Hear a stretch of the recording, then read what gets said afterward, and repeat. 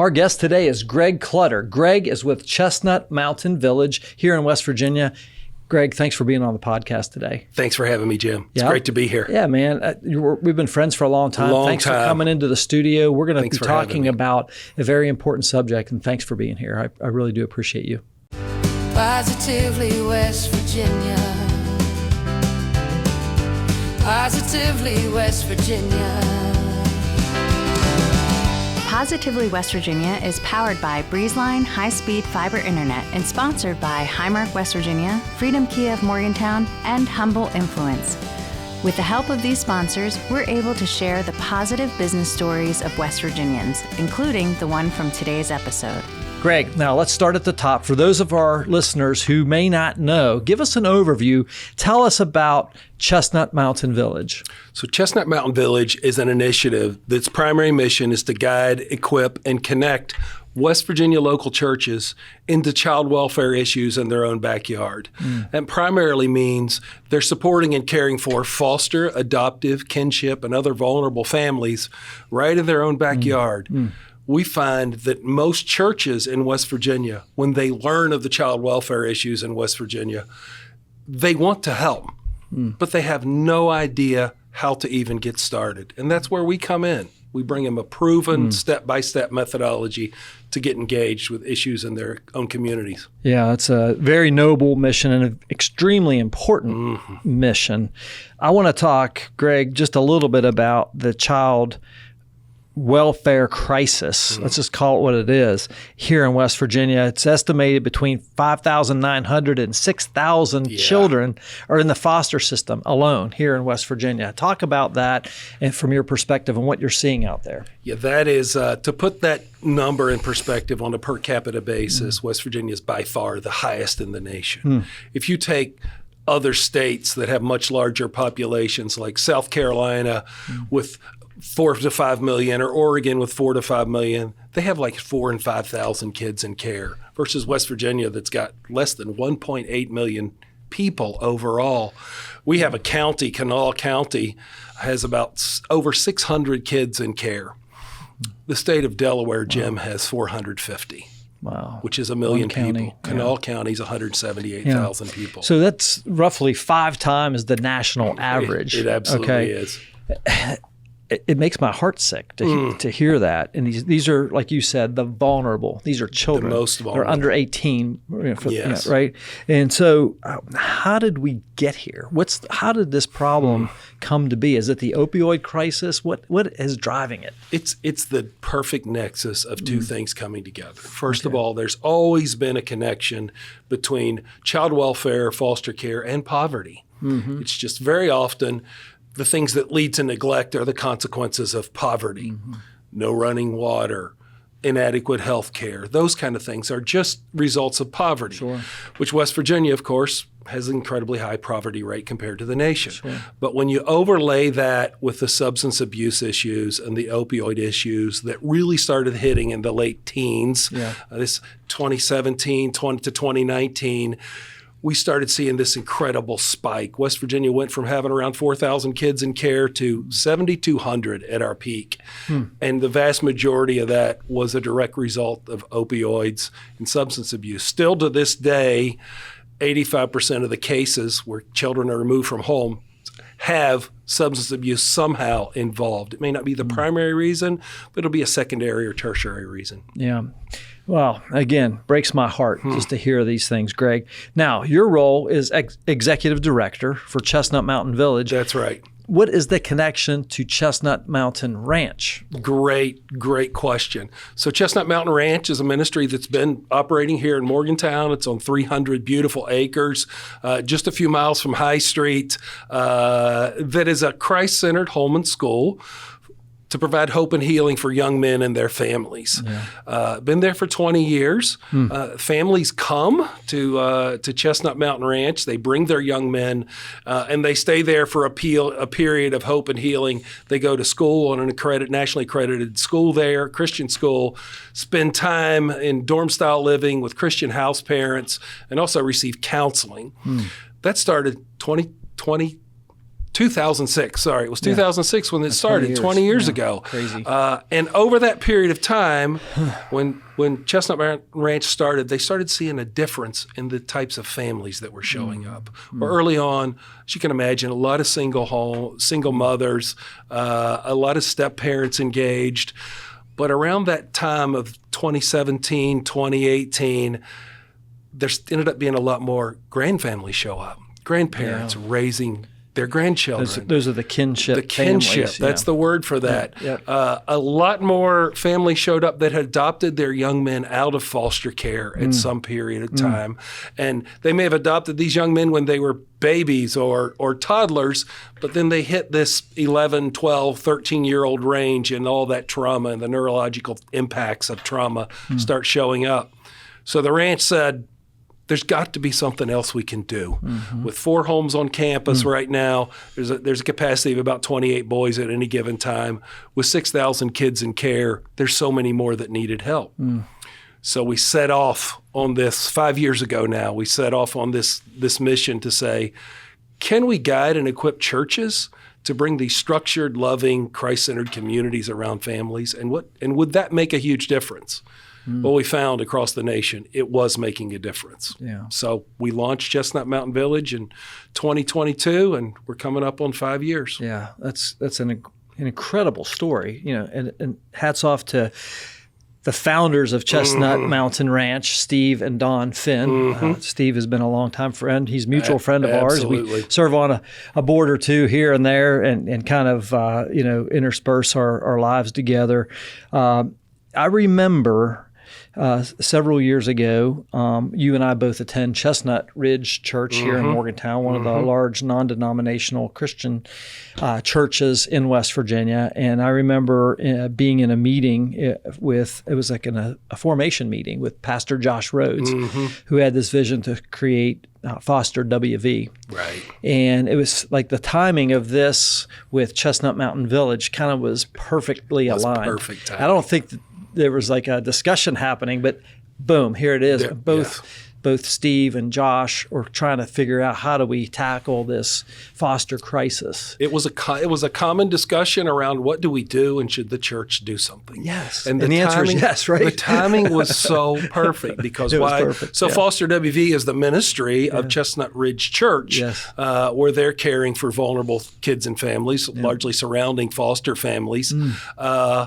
And Chestnut Mountain Village began at the same time. Well, we ended up becoming someone that they could lean on in terms of, as we started figuring out how to do this and learning what the best practices for starting these ministries at individual churches were. It's amazing. We've continued to work with them very deeply in terms of just guiding and equipping and helping connect them. And just to be clear, because I think sometimes there is confusion, Chestnut Mountain Village, Chestnut Mountain Ranch is not connected to Chestnut Ridge Church, other than there is a partnership. There's a partnership that was completely accidental naming. There are a lot of chestnuts here in this part of the state. That's right. Well, I think it's good to recognize that, because sometimes there is some miscommunication, not on your part, but on the media's part, and getting that mixed up. So Chestnut Mountain Village is a part of Chestnut Mountain Ranch. That's right. Chestnut Ridge Church is separate, and so there you go.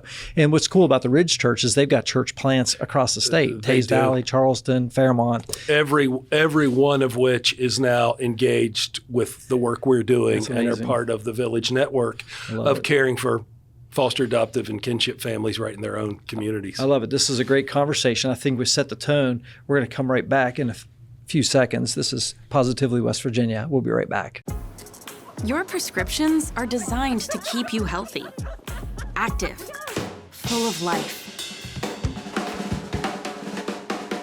At Highmark Blue Cross Blue Shield, we're making vital medicine more affordable.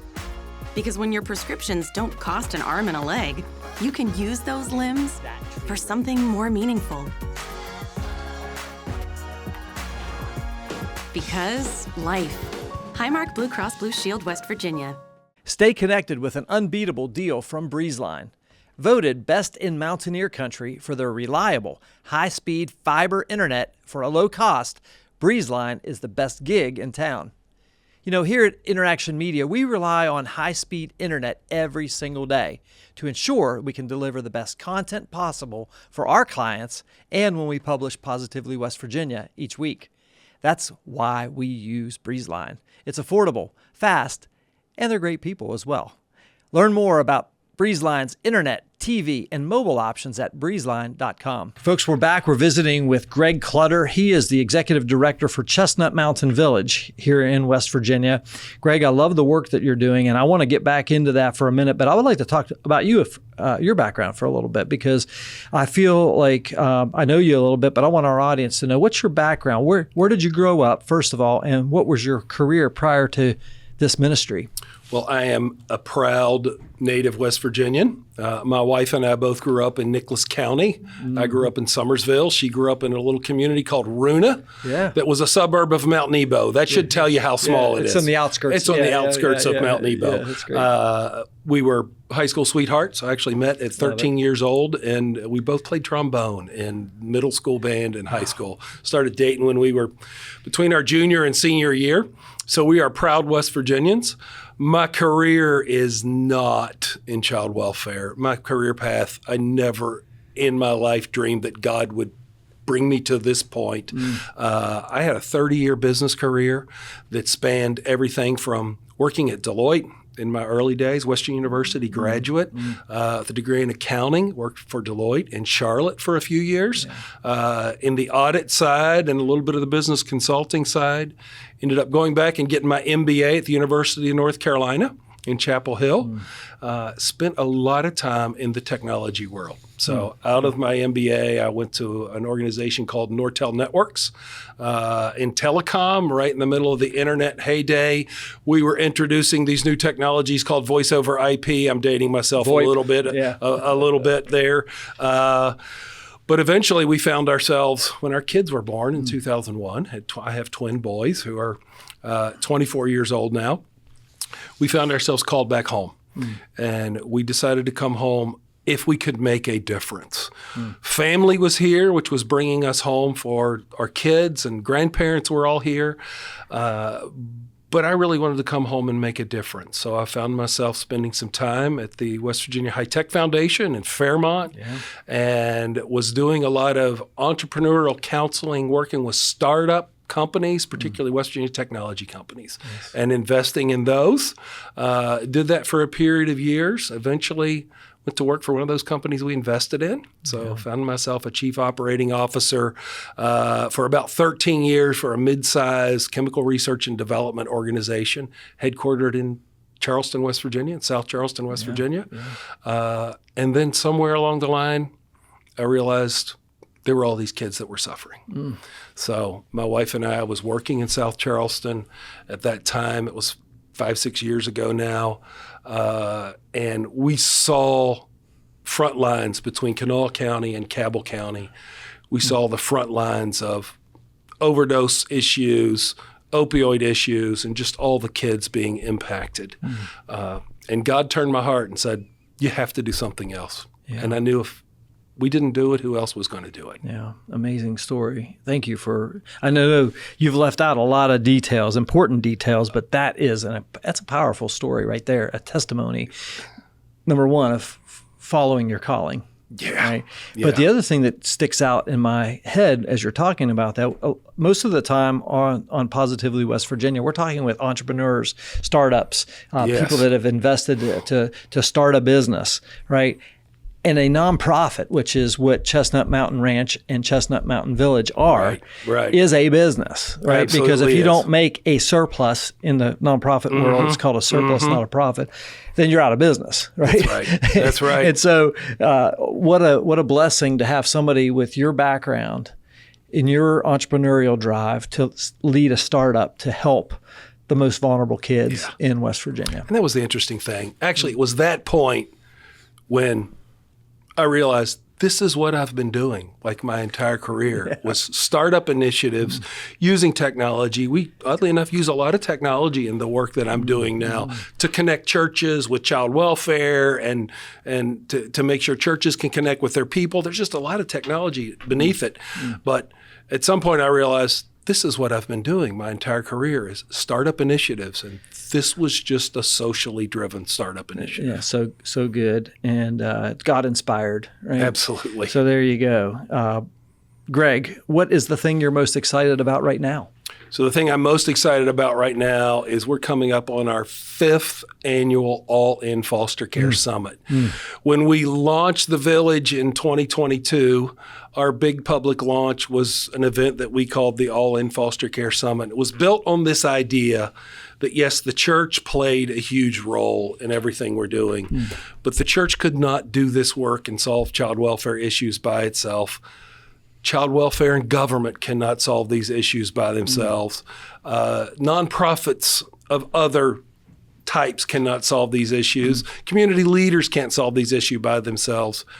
But when we all work together and we're all moving in the same direction, we can solve these issues. And nationally, we see proof of that in other states and other regions, that when everyone works collaboratively, there's this concept called collective impact, that when everybody works in this collective impact model and they're all moving towards the same direction, solid communication, setting the agendas, shared measurement systems, that you can solve the biggest issues in child welfare and other things.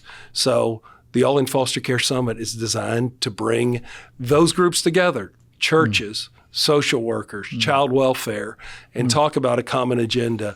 And how do we solve these issues? Yeah, it's coming up May 6th. May 6th. It's in Morgantown this year? It's in Morgantown at Chestnut Ridge Church. Around, right? It has. This is our 5th year. We started in Morgantown. Then we did one in Hurricane. And we did one in Fairmont. We found ourselves in Charleston after that, and now we're coming back to Morgantown. Yeah, that's amazing. And I appreciate all the energy that goes into that, because you're right. When you can get everybody around the table working in a single mission, it becomes a force multiplier. Absolutely. It's just not one agency. Like you said, it's too big. It's too big. It kind of reminds me of the homeless issue. You know, everybody thinks they have the solution, but it's too big. We've got to have a multifaceted approach with government, private sector, public sector. The church community plays a vital role.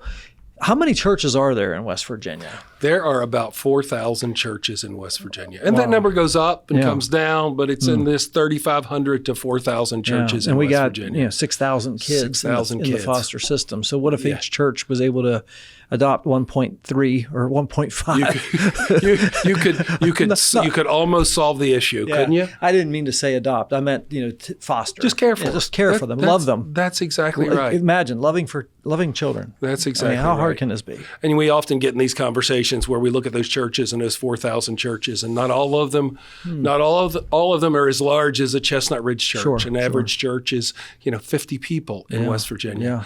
But the reality is, a church of 50 people can do something. And everyone in that church can do something to care for foster families. You fostered yourself.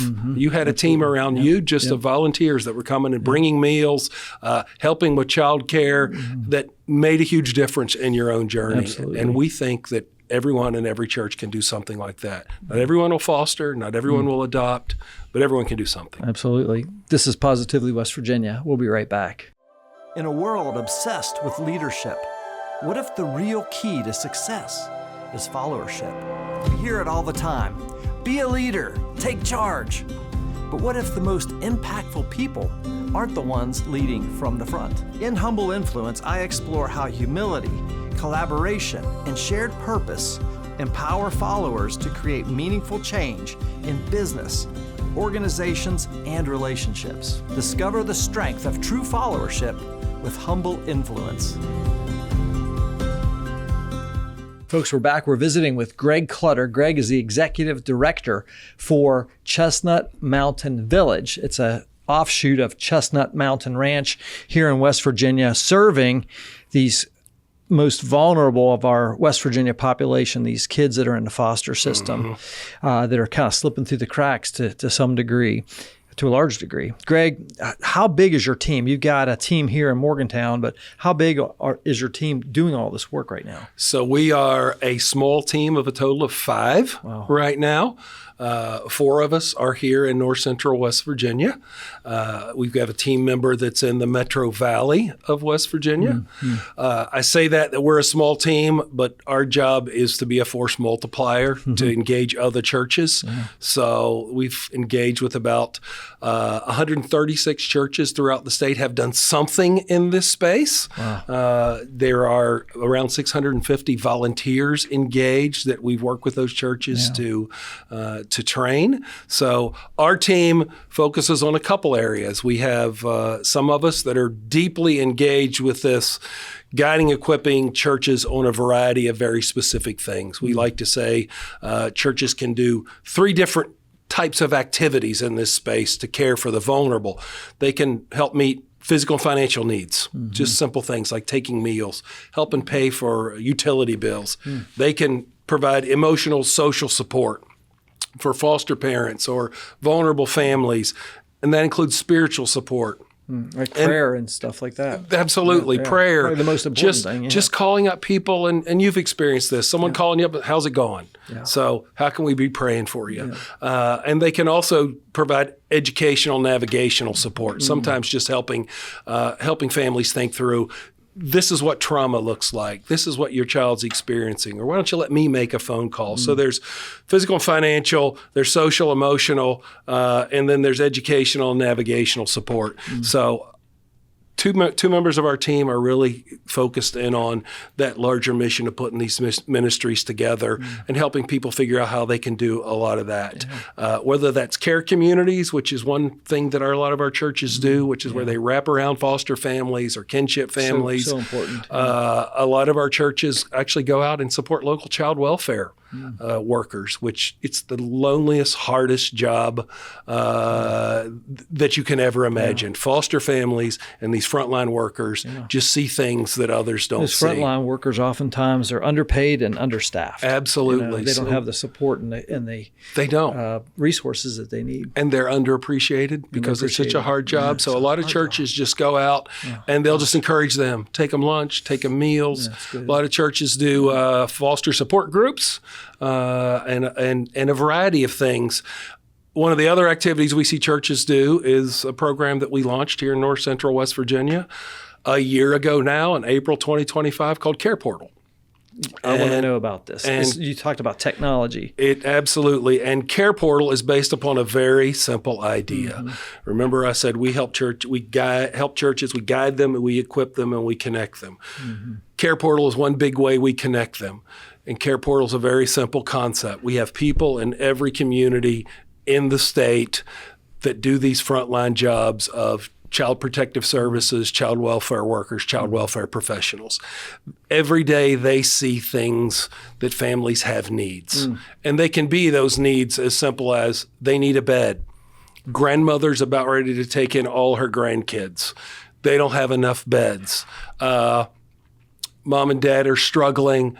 Power's out. They might need an exterminator because life's gotten hard. Just these things that they need. And these frontline workers see these needs.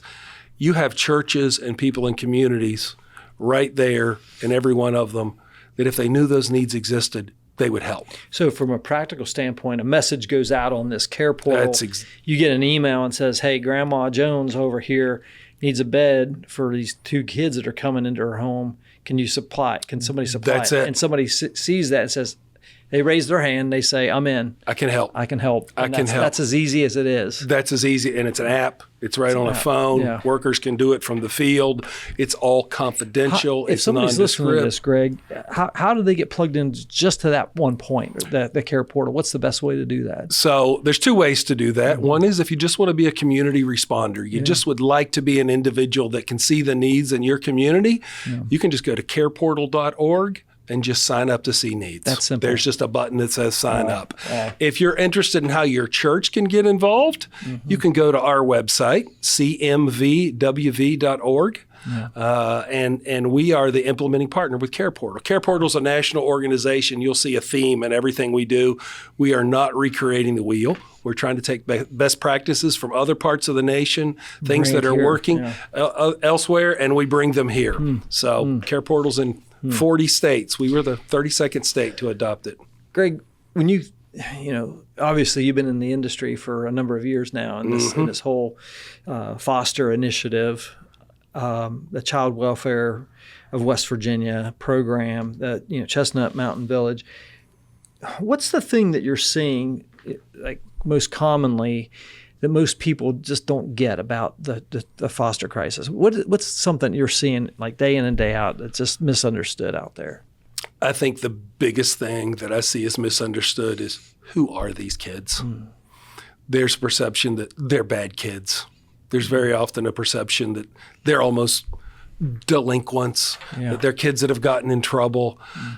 That is not at all the truth. These are kids that have just found themselves in really difficult situations through no fault of their own. The average child in West Virginia that's in child care, or in foster care, is about 8 years old. Wow. Can you just imagine having no one at 8 years old and having your entire world turned upside down?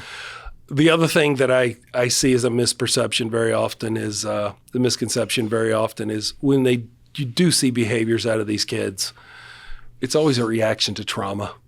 And we encourage people to not ask what's wrong with that child, but ask what happened to that child. So there's just a lot of misconceptions around the kids. And, if you're an 8-year-old boy or girl here in West Virginia and you've seen stuff you probably shouldn't have seen and been exposed to things you shouldn't have seen and been exposed to, and you're 8. I mean, you can't comprehend these things at all. Honestly, if we could take these 6,000 kids in West Virginia and get them out of the foster system through adoption or, reunification. Reunification is the goal. It's always the goal of foster care. But also, we've got to figure this out, because when we do, it changes the family tree of West Virginia. It'll change everything. Families are the bedrock of our community. And having, from a faith community standpoint, that's primarily the goal that you have, is working with churches, right? I mean, not only saving them physically, but saving them spiritually. Amen. Planting those seeds. Just planting a seed in them of, why do these people love me? Just what some people just keep coming back, and just planting those seeds. Why do they love me? That's hard to fathom that a child would even think that, right? Yes. You and I were fortunate. We grew up in a loving home with all of these kids. There's 6,000 of them, or for whatever reason, they're out there and in the system. So let's speak to the foster family perspective. Yes. If somebody is thinking about, wow, maybe they heard something that we talked about here and got inspired and said, hey, I could maybe do something. Maybe I should look at fostering. I've got a home. I got means. I could take care of these children. What would you say to them? I would say, take the next step. We see so many people that when you ask them, they say, we thought about it, but they've just never done anything. And I often look at them and say, until that child is in that first placement is in your home, all you've done is taken the next step. So it doesn't hurt to take a next step. Pick up a book. There's some incredible books. One called Reframing Foster Care by Jason Johnson, which is just great spiritual preparation for this. There are great organizations in West Virginia that will help you walk through, Mission West Virginia being one of those, will help you walk through and understand the process. Just take that next step. Call a local child placing agency. Call a foster care agency. Get online and just do some research. But just take one step at a time. Yeah. What if somebody just heard what you said and they said, well, I'm not equipped? What would you say to them? I would say something I've said before to someone, and that is, God does not call the equipped. He equips the called. Yeah. I remember that when you said that to me. I remember the day I said that to several you. years ago. It was some of the best advice I've ever heard. Yeah, that's a wonderful thing to say. I kind of threw that as a softball to you, underhand pitch. You hit a grand slam. That was good. I had to make sure I could actually remember it. And the other thing I'll say on that simple idea, if someone's thinking about fostering, speaking of softball, make sure you have a team around you. Yes. If you're in a church, so important. Talk to your church about how can you support me, because you can't do this alone. You just cannot do this alone. 50% of foster families quit within 1 year. 80% quit within 2 years. What we see is when they're surrounded by a structured, loving community through a local church, only 10% of them quit after that first year. See, that's so important. That just goes back to the mission that Chestnut Mountain Village has, is working with these churches to equip the people to do it as a team, not as a single person or a family. You need a group of people around. You can't do it alone. Yeah, you cannot do whether this it's work alone. Respite care or just resources like, hey, I need to ride to the doctor, or can somebody pick up so and so for after school? The number of appointments that foster families have to take the kiddos to is staggering. Yep. And counseling and therapy and doctor's appointments, IEP visits, and just having help moving through those things is so critical to being able to hang on. And if they don't hang on, that child experiences yet another disruption. Yeah. And every disruption means more trauma, more setback. And there are direct correlations between more disruptions and long-term outcomes for that young person as an adult. Greg, what kind of impact do you feel your work is having here in West Virginia right now? I feel like it's having impacts that we never imagined. Impacts on how the church sees itself, in terms of, we see situations consistently where something will pop up in one part of the state that a church becomes aware of in another part of the state, and you'll see churches starting to work together to solve those issues. That's powerful. We've seen so many people that have volunteered to be part of care communities or other activities that come back later and say, they experienced more healing and purpose from volunteering than maybe what the kiddos experienced. We've seen very specific examples of children that we know ended up being adopted, kids coming out of residential placement centers that had parental rights had been terminated. Their lives looked like they were going to live in a residential placement facility for the rest of their lives.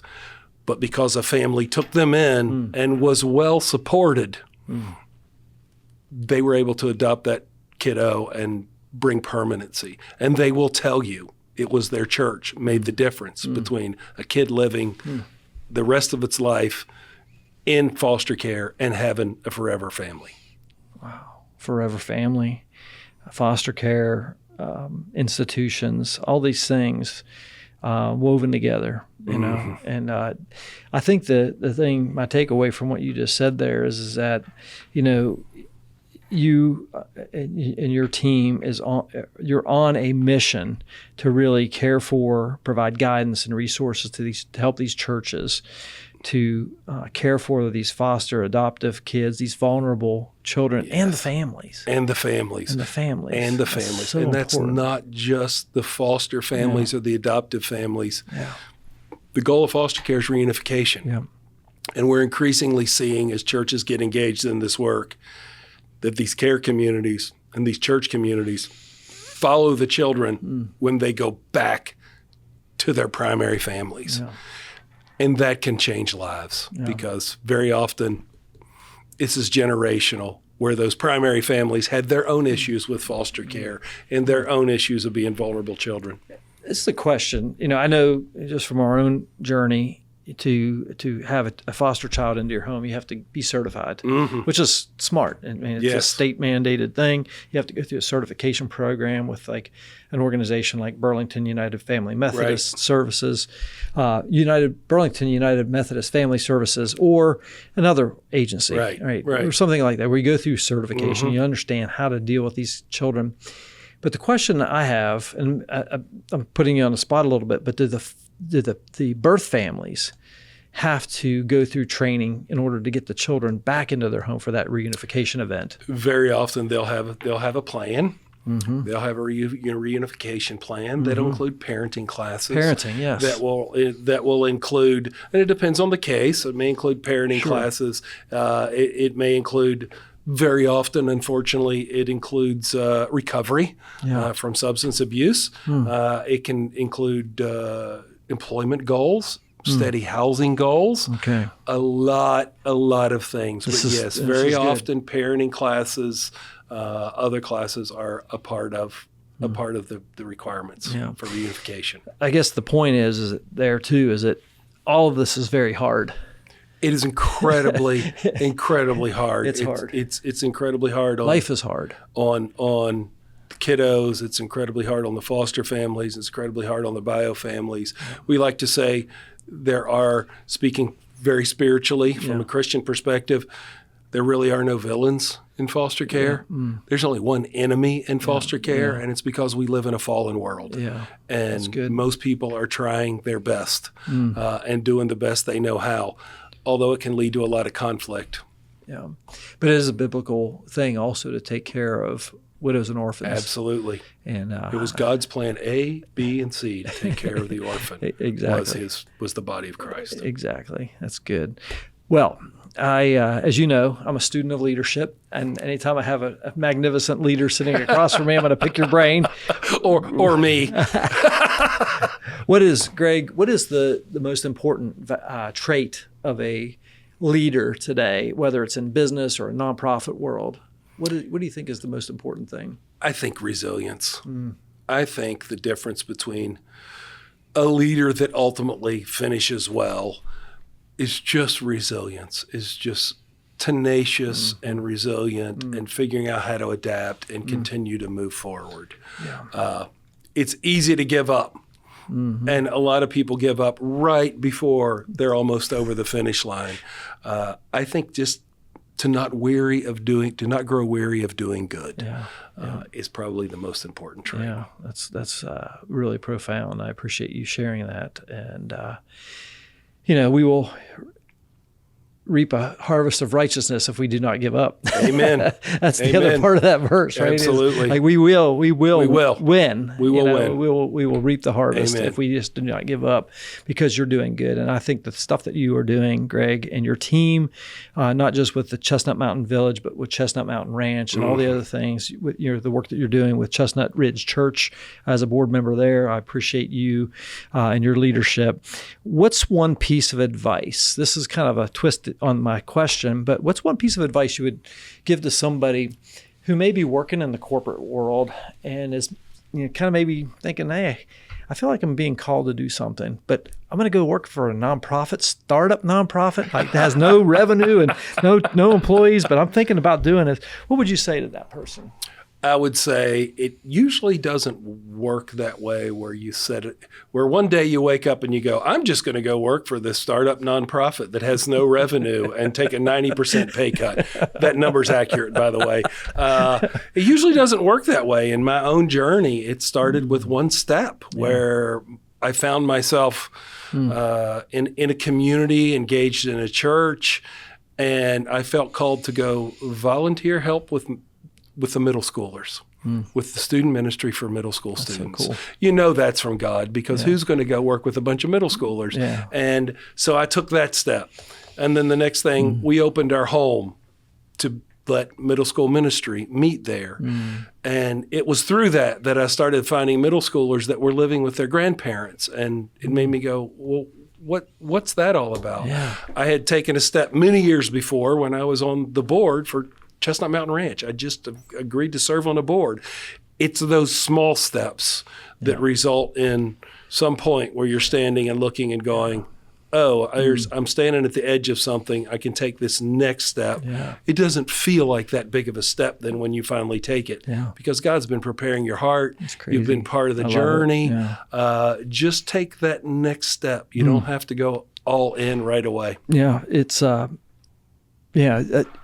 don't have to take the giant leap. Just take a baby step. That's right. Walk toward it. Step toward it. I think that's great advice. Thank you for sharing that. We've covered a lot in just a couple of minutes here, Greg. Is there anything else you think our listeners should know about your story or that of Chestnut Mountain Village, including May 6th, the All-In Foster Summit in Morgantown? The All-In Foster Summit is really open to anyone. I'd just like to kind of close on that. Yeah. It's open to anyone that's interested in these issues and how they might play a role in these issues, whether you're a member of a church or just a concerned community member or a social worker. You can actually get continuing education units for social workers by attending and anyone can go learn more or register for the event at our website, which is cmvwv.org. And you can read about our national speakers. There are a handful of national speakers that are coming. We strongly believe in this idea of be nationally informed but locally driven. So we're bringing in speakers from Atlanta and Colorado and Texas that are doing this work all over the country and all over the world. Let's bring those best practices here to West Virginia. That's it. Let's get these 6,000 kids out of the foster system. Amen. That would be an amazing thing. Our guest once again is Greg Clutter, the Executive Director for Chestnut Mountain Village here in Morgantown, West Virginia. Greg, it's been a real honor to have you. I mean, we're friends. We talk all the time, but just to talk like this about this specific conversation around foster and these vulnerable children has been just really powerful for me to be part of, and I hope that it was honoring to you and the organization as well. We so appreciate what you do and what you do through Positively West Virginia. Well, I appreciate you, and I just want to encourage you, keep up the great work. Thank you. Thanks for being here. Folks, that's a wrap on another episode of Positively West Virginia. If you or someone you know would be a great guest on our show, drop us a line on our website at positivelywv.com. And of course, we appreciate you sharing these great stories of people like Greg Clutter and Chestnut Mountain Village and all the work that they're doing to help advance and solve this foster care crisis here in West Virginia. That helps them. It helps Positively West Virginia. On behalf of our entire Positively West Virginia team, including our producer today, Mr. Sampson 2, behind the controls over there, I'm your host, Jim Matuga. Stay positive, West Virginia. We'd like to thank our partners, Highmark West Virginia, Freedom Kia of Morgantown, InnerAction Media, Humble Influence, and our studio sponsor, Breezeline, for helping to share these positive stories. If you'd like to become a sponsor of the Positively West Virginia podcast, visit positivelywv.com/sponsor.